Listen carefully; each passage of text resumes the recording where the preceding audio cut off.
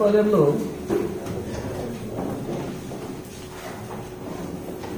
Algebra शुरू कर रहे हैं। अलजेब्रा, और इसमें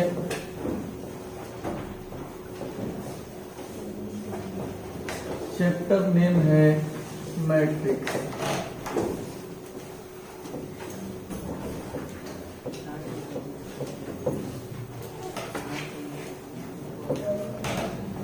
अलजेब्रा में मैट्रिक्स।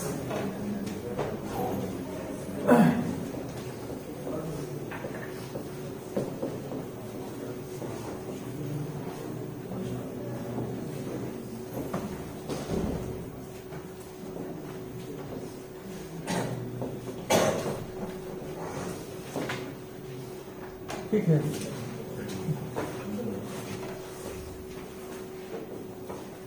हेडिंग लगाइए अलजेब्रा, चैप्टर नेम मैट्रिक्स।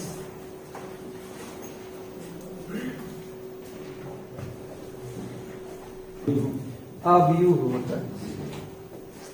आव्यूह का मतलब हो गया सजावट। रो और कॉलम में संख्या को अगर हम सजा दें तो हमारा मैट्रिक्स हो जाएगा।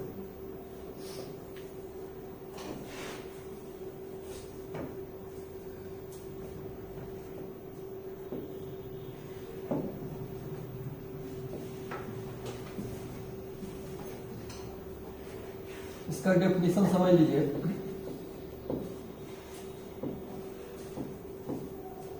खूब ध्यान से पहले समझिएगा तब बताइएगा। मैट्रिक्स इज ए, आ जाइए आ जाइए आ जाइए, सब कुछ बैठ जाइए। Matrix is a rectangular array of numbers. Numbers में कोई भी हो सकता है, वास्तविक संख्या भी हो सकता है या काल्पनिक भी हो सकता है, रियल और इमेजिनरी।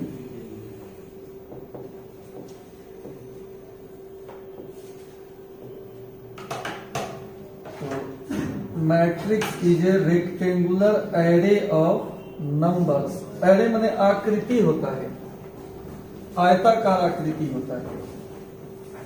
नंबर्स या सिंबल या एक्सप्रेशन। एक्सप्रेशन माने व्यंजक होता है का। जैसे एल्जेब्रिक एक्सप्रेशन हो गया एक्स वाई, या ट्रिगोनोमेट्रिक एक्सप्रेशन हो गया साइन एक्स, ऐसे कुछ। तो matrix is a rectangular array of numbers, symbol और एक्सप्रेशन। आव्यूह जो होता है, आव्यूह आयताकार आकृति होता है, संख्याओं का या संकेतों का या व्यंजकों का। इन रोज और कॉलम्स। रो या कॉलम में, रोज और कॉलम्स। और की जगह पर एंड लगा दो और बढ़िया होगा। रो मतलब क्या होता है? पंक्ति। कॉलम मतलब स्तंभ होता है। तो एक बार फिर से देख लीजिए। बताएं कि मैट्रिक्स जो है रेक्टेंगुलर एरे है, आयताकार आकृति है। किसका? संख्याओं का, संकेतों का या कोई व्यंजक का। किसमें? रो और कॉलम में।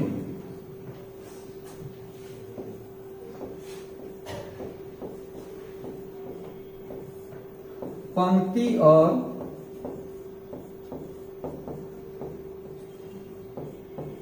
स्तंभों में संख्या संख्या कौन? वास्तविक या काल्पनिक।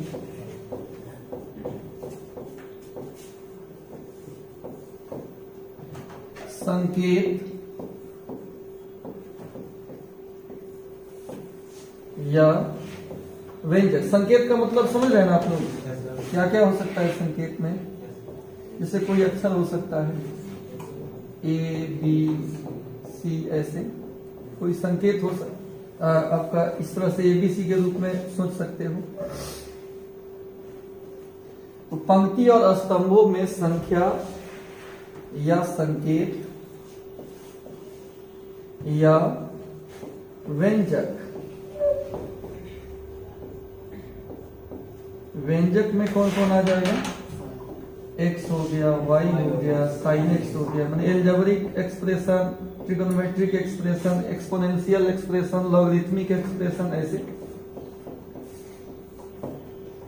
तो पंक्ति और स्तंभों में संख्या या संकेत या व्यंजकों के आयताकार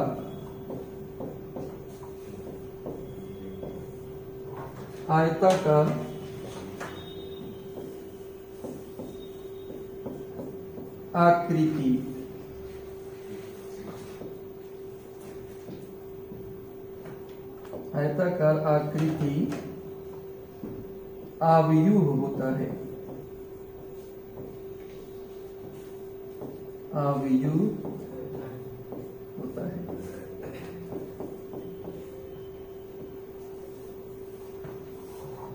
समझ गए बात को?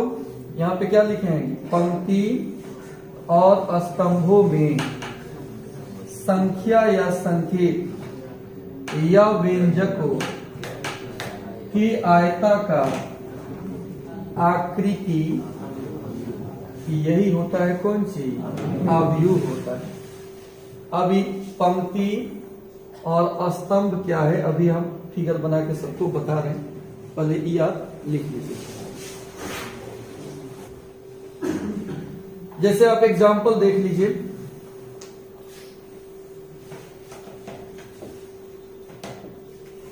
एक चीज और इसमें नोट करके लिखना होगा। A matrix is denoted bye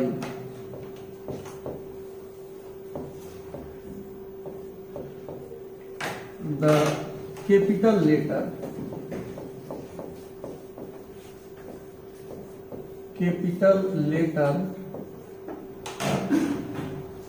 of English alphabet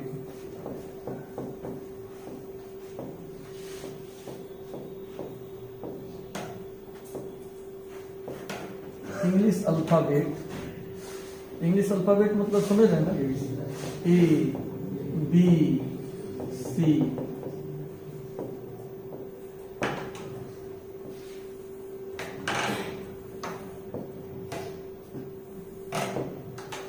इसका हिंदी हो गया आव्यूह को इंग्लिश अल्फाबेट माने अंग्रेजी वर्णमाला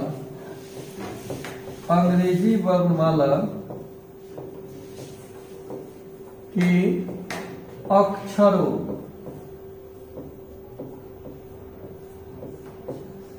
अंग्रेजी वर्णमाला के बड़े अक्षरों, कैपिटल लेटर मतलब क्या होता है? बड़े अक्षर होता है का? अंग्रेजी वर्णमाला के बड़े अक्षरों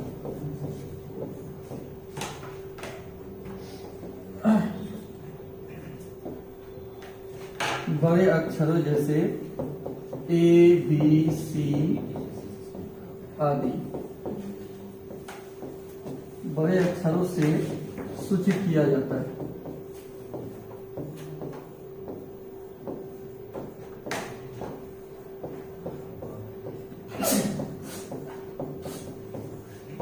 ठीक है, अंग्रेजी वर्णमाला के बड़े अक्षरों से इसको हम लोग सूचित करते हैं।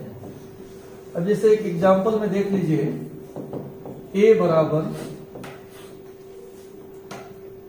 2 3 4 5, ये हमारा मैट्रिक्स हो गया। तो ये जो हम इस संकेत दे रहे हैं, ये आयताकार आकृति का संकेत है। इसको भी पहले हम लोग समझ लेते हैं, लिखवाएंगे सब, आप लिखिएगा सब बोर्ड में ही, कहीं गया नहीं है, सब इसी में। पहले इसका डेफिनेशन तो आपको समझा दें। जो यहां पर रेक्टेंगुलर एरे की बात हम किए हैं, रेक्टेंगुलर एरे यानी आयताकार आकृति। आयताकार आकृति आखिर होगा कैसा? इस तरह का होगा,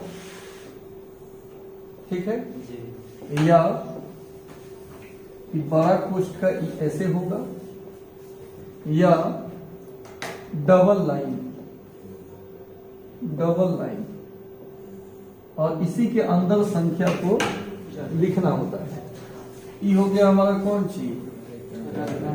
आयताकार आकृति। अब एग्जाम्पल ऑफ मैट्रिक्स मिलेगा, एग्जाम्पल ऑफ मैट्रिक्स।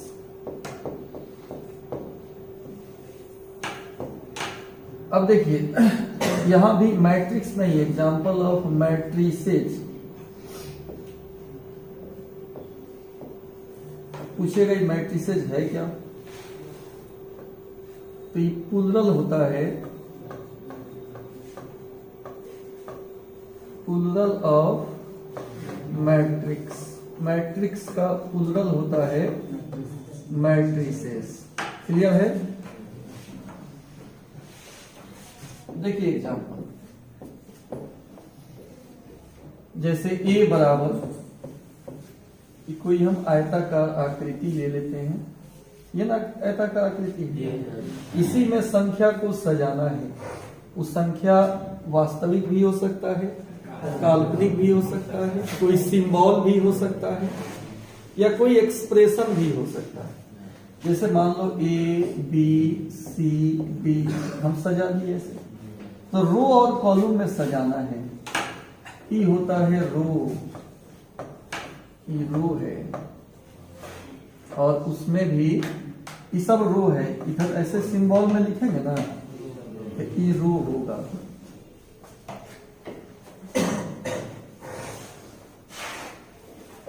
ये है हमारा R1 पहला रो, और ये कौन सी है?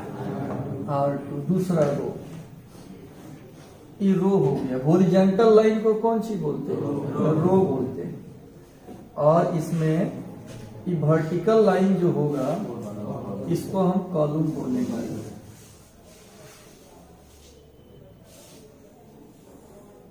ये कौन सी हुआ? कॉलम, पहला कॉलम। ये कौन सी हुआ? दूसरा कॉलम। समझ रहे हो? यानी अगर आपसे कोई पूछ दे, बालक बताओ रो क्या है? रो, रोज क्या है? रो मतलब पंक्ति। पढ़ने आ जाएगा इसको? क्या पढ़ेंगे ना? अंग्रेजी में क्या पढ़ेंगे? रोज। कौन रोज? गुलाब वाला? पंक्ति वाला। पंक्ति। ये रो किसे कहते हैं? हॉरिजॉन्टल लाइन को, हॉरिजॉन्टल लाइंस। इसका हिंदी क्या होगा?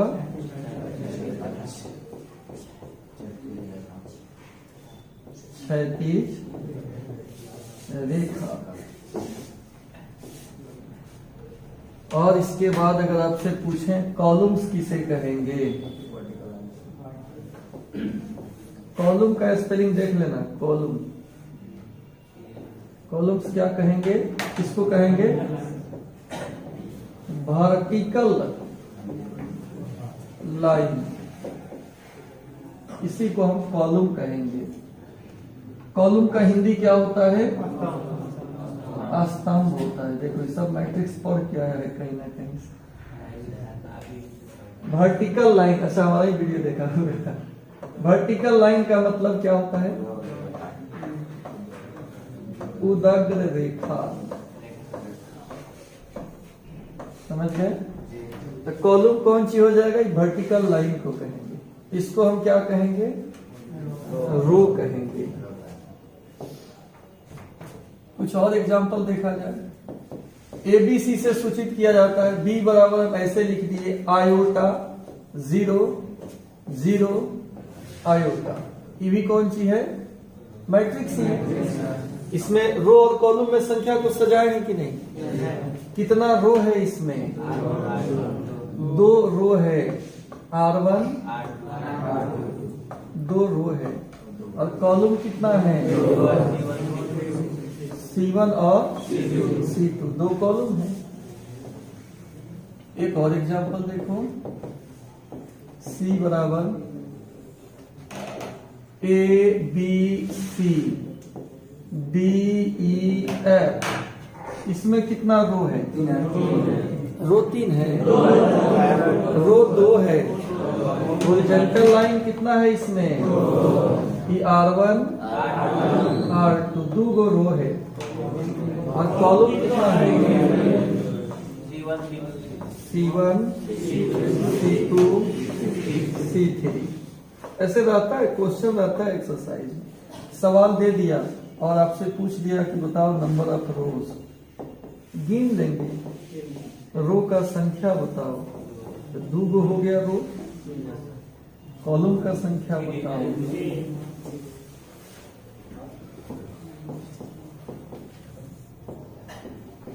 नंबर ऑफ कॉलम्स कितना हो जाएगा? 3 हो जाएगा। तो इस पर आधारित क्वेश्चन ई रो होता है, ई हॉरिजॉन्टल को रो बोलते हैं। देख लेना है कै रो, कितना रो में है। कब?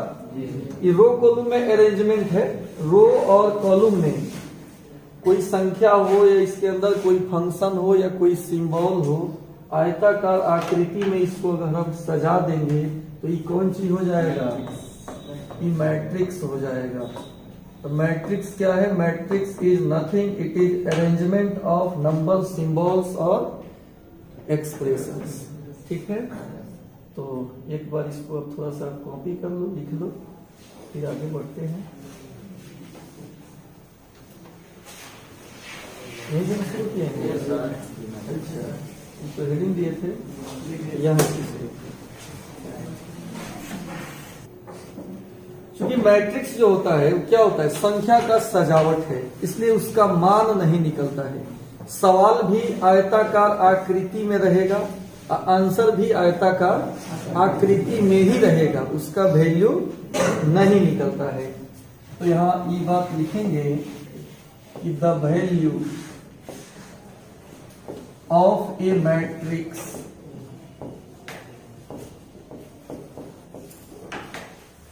डिटर्मिनेंट का मान निकलता है, लेकिन मैट्रिक्स का मान can not be obtained. Obtained मतलब प्राप्त करना, निर्धारित करना।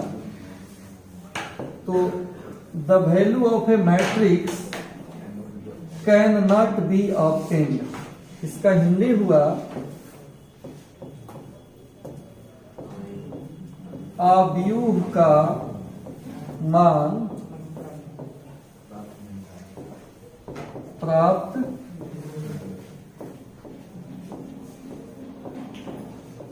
नहीं किया जा सकता है। समझ रहे हो बात को?